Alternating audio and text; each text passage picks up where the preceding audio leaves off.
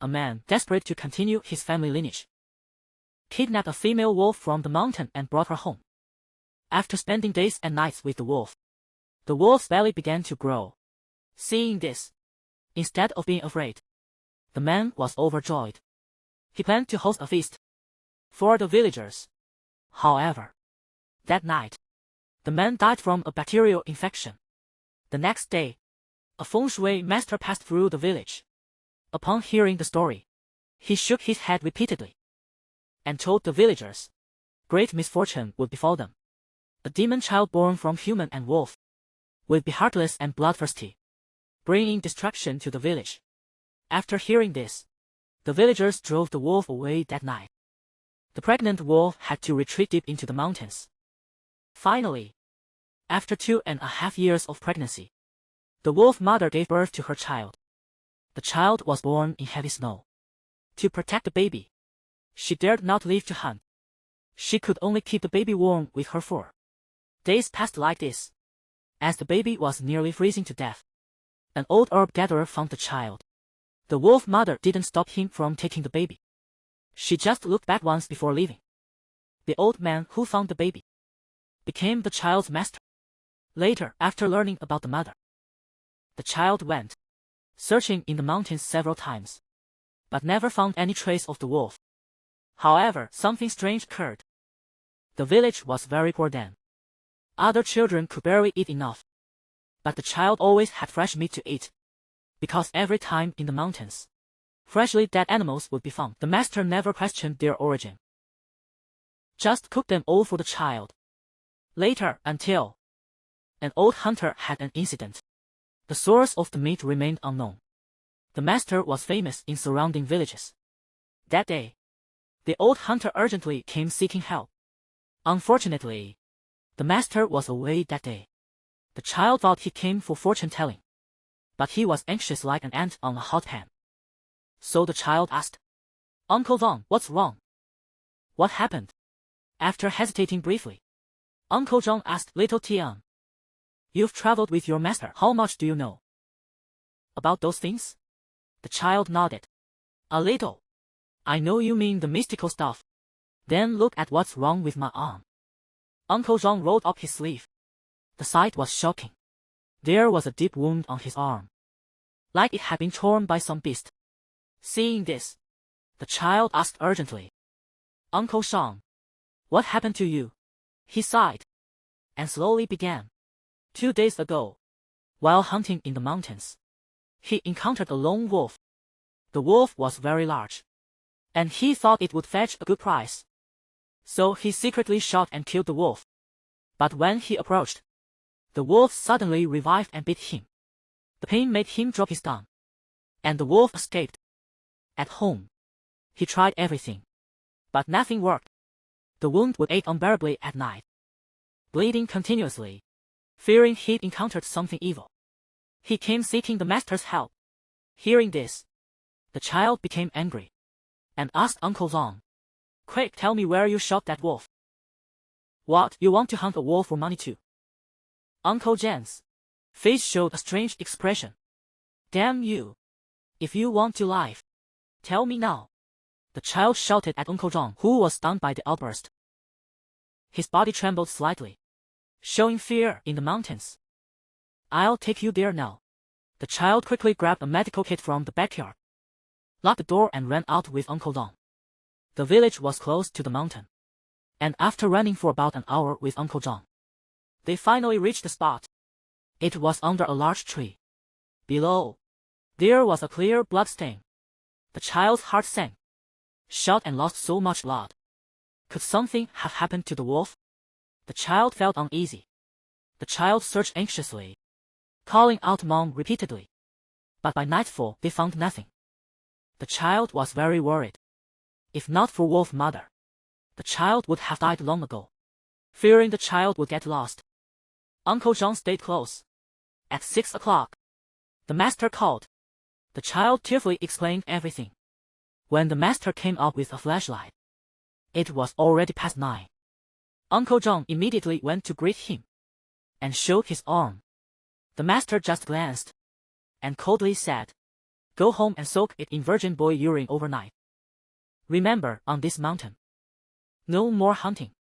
If anything else happens from hunting, don't come to me. The master's words carried great authority. Uncle John kept nodding, muttered something and went down the mountain. Sitting under that tree, the child faintly heard the master say, "Karma comes full circle. Life pays for life. That John fellow probably won't last tonight." After a few minutes, the master sighed and came over. "Don't worry. If it's really her with her abilities, unless it's special bullets, she'll be fine." Hearing this, the child immediately cheered up. "Really, Master?" The master looked at the child, nodding with a smile. "It's getting late. Let's go back." The child anxiously left the medical kit under the big tree and called out loudly, "Mom, I'm leaving the supplies here." While walking down, the child kept looking back, but saw no one. The child felt disappointed. She saved my life when I was little. Why? Now that I've grown up. She wasn't even willing to ride the master's electric bike. When returning home, it was already midnight. Neither the master nor she had eaten. The master quickly stir-fried some dishes. They both went to their rooms to sleep after eating. In a drowsy state that night, she felt an itching sensation on her face, as if something furry was touching her face. She tried to open her eyes, but couldn't, so she fell back asleep. Early morning, when she opened the shop door, she found a recently dead wild rabbit at the entrance. Curiously, she picked out the rabbit and discovered a medical kit behind it. Seeing the medical kit, her eyes instantly turned red. It was the same kit she had left under the tree yesterday her mother had visited last night. She came to let her know she was all right. She wept with joy, carrying the rabbit to find her master. But when the master saw the rabbit, his face darkened. "Xiao Tian, from now on, we won't eat these offerings. Some things we shouldn't mess with." Hearing this, she felt strange. The master usually loved wild game meat. Why would he say such things today? And what did he mean by some things? Since the master insisted, she could only give the rabbit to neighbor Xiaohua. Then went to the market to buy vegetables. Upon return, the master kept a stern face. She didn't think much of it. Someone came asking for a fortune reading, but the master said he had other matters to attend to. Puzzled, what could it be? Sure enough, in the afternoon, the village chief suddenly came in. The master immediately went to greet him. The chief sighed, looking at the master. "Old Li, come with me to Old Dang's house. Old Dong was found dead at home. They just discovered him today. We're all from the same village. Let's help arrange his funeral." She was startled. The old Dong mentioned was Uncle John, who visited yesterday. How did he suddenly die? "All right, Chief, you go ahead. I'll gather some things and come." The master spoke casually, as if he had known this would happen. After the chief left, the master's face immediately darkened. Did it have to be so cruel? She didn't understand what he meant. Just felt sad about Uncle Zhang's death. She took out a box containing everything needed for the burial. Having attended funerals with the master before, she packed quickly. After packing, she prepared to go with the master. But he took the box himself and told her to stay home, not to go anywhere. Then he rode his electric bike to Uncle Zhang's house alone. She stood there stunned for a while before recovering. Previously, for any funeral, the master would take her along. Why not today? She found it strange. Around 10 at night, the master returned. Just entering, he said coldly to her, "Xiao Tian, don't go up the mountain anymore. Understand, master?" "But my mother." She looked at him confused. "It's just a cold-blooded creature. Not your mother," the master said coldly. At that moment, she froze. The master had never spoken like this before. What had happened to him? After a long silence, he sighed. "Xiao Tian, you'll understand someday." Early next morning, the master went to handle Uncle Zhang's funeral matters again. She stayed alone watching the shop. At around 6 in the evening, a woman walked in. She wore rural clothes and seemed to have an injured leg, limping as she walked. Seeing this, she hurried to greet her. "Auntie, are you here for fortune-telling? My master is out, and we don't do readings at night." "I know," the woman nodded. "Then what brings you?" she asked, looking at the woman puzzled. "Nothing major. My leg is injured. Could you help treat it?" the woman said, pulling up her pants leg to reveal a bleeding circular wound. "This is a gunshot wound. How could a rural woman have such an injury?" she wondered internally, but quickly ran to get the medical kit. Kneeling down to examine the wound, she found the bullet was still inside. "Auntie, the bullet is still in there. I don't have any anesthetics here. Let me take you to the hospital." Without anesthesia, removing a bullet directly, not just for a woman, even a man couldn't bear that pain. "No need. I came specifically to find you. Please help me treat it." The woman shook her head. Seeing her determined, she reluctantly agreed. By the time the bullet was removed, blood covered the floor. A normal person would have passed out from the pain, but this woman didn't make a sound. Only her face turned pale. She bandaged the wound and applied herbs the master had gathered from the mountain. The woman stood up and walked out. She thought she had left, but unexpectedly, she returned carrying 2 wild rabbits. She found it strange. Wild rabbits were hard to catch, yet this woman got them so easily. "And 2 at that. Not enough.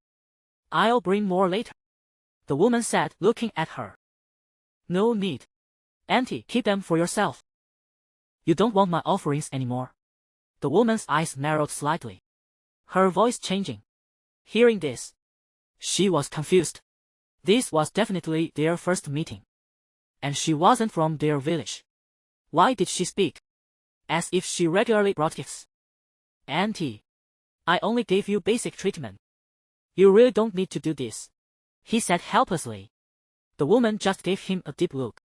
Without saying a word, she walked outside. He reached out wanting to stop her, but she had already left. He sighed helplessly, looking at the large pool of blood on the ground. He went to get a mop, planning to clean up the mess.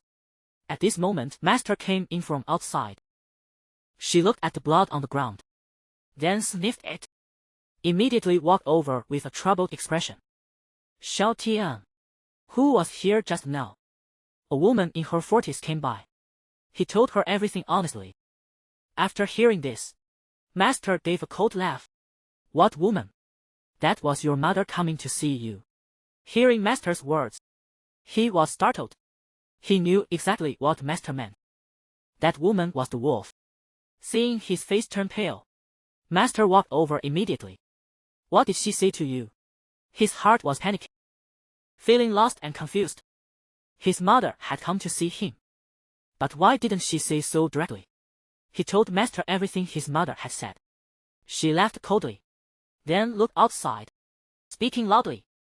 "Evil spirit, if you really care about Xiao Tian, don't come back again." Master's voice was loud. After that day, he thought his mother wouldn't come to see him again. No more rabbits appeared at the door either. Until one afternoon, the village chief walked in with a worried face. Master hadn't gone out that day. When she saw the village chief enter, she stood up to greet him. "Old Li, the carpenter Cheng is dead too. Please help handle this." The village chief's voice was strange, as if he had seen something horrifying. Master frowned. How did Carpenter Cheng die? He was very curious too. He had secretly read Carpenter Chen's fortune before. Speaking of lifespan, though not living to 100, he should have lived to at least 70 or 80. But Carpenter Cheng wasn't even 40 yet. How could he be dead? The village chief shook his head, face pale. "I can't explain what happened." "Village chief, just tell us directly," Master said urgently. Hearing this, his curiosity grew. The village chief hesitated, then trembling said, "It seems he didn't die naturally. Nor was he killed by humans. He was mauled by some beast. His entire chest was torn open. It's terrifying. Master's face darkened. She silently gathered funeral supplies, following the village chief outside. Before leaving, Master stared at him grimly. Stay in the shop. If she comes again, tell her these actions will bring heaven's punishment. Then she strode out. He stood there bewildered. Was Carpenter Chong killed by his mother too? But why would she kill people? And so, he sat dazed in the shop, not knowing how the afternoon passed. When he came to his senses, it had started pouring outside. Looking at the time, it was already 7 or 8 at night. Worried about Master not returning, he quickly closed the shop and took an umbrella to meet Master at Carpenter Chen's house. Actually, he mainly wanted to see how Carpenter Chong had died. Soon he arrived at Chen's house. Since the body was just discovered today, nothing had been arranged yet. The body lay on a wooden board, covered with a white cloth. There weren't many people in the hall. Not seeing Master, he walked towards Chen's body. Then slowly lifted the white cloth. A pale face met his eyes. Eyes wide open, staring at him, as if blaming him. This horrifying sight startled him. But to confirm if his mother did this, he had to continue lifting the cloth. Then Master's cold voice came. Xiao Tian, why are you here? Weren't you supposed to watch the shop? The sudden voice made him step back in fright. He turned to Master, face pale. Trembling, he pointed at Carpenter Chen. His eyes unclosed. Such a terrible death. Of course they won't close. Master snorted and walked over. Then looked at him seriously. Did she come today? He knew Master meant the wolf mother. He shook his head with teary eyes. Seeing him shake his head, Master continued. Go home for now. Tomorrow we'll prepare to go up the mountain. Why do we need to go up the mountain? He sensed something wrong in Master's tone. Why else? A life for a life. Debts must be paid. Master said these words, taking his umbrella and walking out. He stood there lost, mind in chaos. He walked to Chen's body, lifted the white cloth. Chen's entire chest had been torn open, as if clawed out by something. Seeing this state, his last hope crumbled. He didn't know how he got back, but he knew he couldn't let Wolf Mother die. Back home, he packed some things, then secretly slid out, running towards the mountain, with flashlight in hand. He ran along the mountain was just behind their village. But he had to pass a graveyard, where villagers were buried after death. Uncle Zhang had died just days ago, so there were many funeral paper offerings on the path, stretching wide in the darkness ahead, making him feel creepy. He quickened his pace. Would you like me to explain or break down this translation? No matter how far he ran, each small hill in the distance looked particularly terrifying in the dark night, making everything seem eerie and frightening. The Master said, after someone dies, their soul would linger nearby. After being with the Master for so long, he had never seen a ghost before. But that didn't mean ghosts didn't exist. After all, Uncle Zhang had died just days ago. Just as he was about to run past, a piercing sound cut through the sky. An eerie laugh reached his ears. The sudden sound startled him. He instinctively raised his flashlight and shined it toward the source of the sound. In the distance, a pair of eyes stared back at him. He almost screamed in fear. Looking closer, it was just an owl on top of a grave, staring at him, making strange human-like calls. Hearing such sounds in this desolate place was terrifying. Fortunately, he was brave. Otherwise, he would have run away immediately. The owl's stare made his skin crawl, so he threw a stone at the owl from afar. The owl flew away to dodge. He shook his head, ready to continue walking, when he suddenly heard another sound. The stone he threw seemed to hit a wooden board. He reflexively shined his flashlight over. The light revealed a newly erected tombstone, with Zhang Xuquan's name on it. Isn't this Uncle Zhang's grave? He sighed inwardly, wanting to pay respects to Uncle Zhang, but vaguely saw a hole behind the tombstone. He widened his eyes, hurried over, only to find Uncle Zhang's grave had been dug up, revealing the black coffin inside, and the stone he threw was right on top of it. He was shocked. Why would someone dig up Uncle Jane's coffin? He resisted the urge to run. Instead, gritted his teeth and moved closer, repeatedly shining his flashlight around. Then saw an old woman in a long robe in the darkness, digging at the grave with her hand. When he shined the light on her, the old woman looked up at him. "Old lady, what are you doing here?" he asked with a trembling voice. The old woman looked at him and said in a sharp voice, "I came out looking for food." After saying this, she continued digging at Uncle Jane's grave, as if digging graves late at night was completely normal to her.